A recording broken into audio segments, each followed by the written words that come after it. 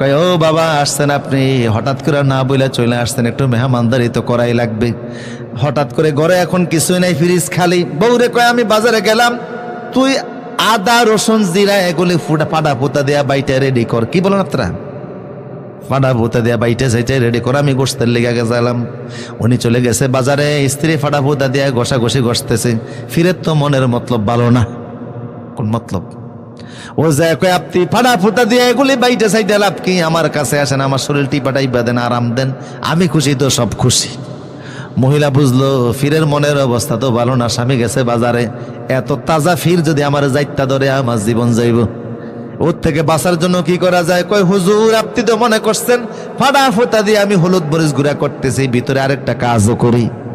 আমার দেশের নিয়ম হলো এই দেশে নতুন কোনো ফির আসলে আমরা ফুটাডারে চিকন কইরা ফাডার মধ্যে গইছে এইটার মাথাটা চিকন কইরা ওই ফিরিরে যাইতা দইরা তার ফাঁসার মধ্যে ফুটা দিয়া দেই।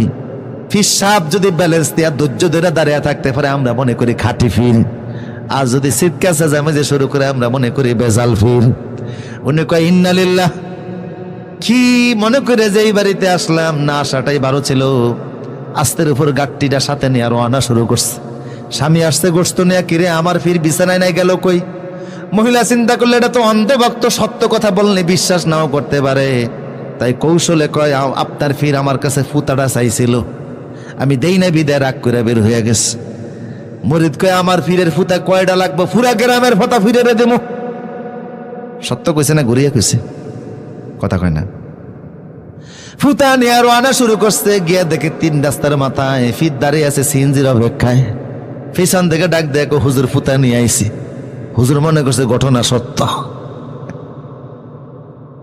আইজো দূর কাইলো দূর, মাঝে মধ্যে ফুতা দিলে বন্ড ফিরদের হাত থেকে বাঁচা যাবে। কথা কোন ঠিক কিনা?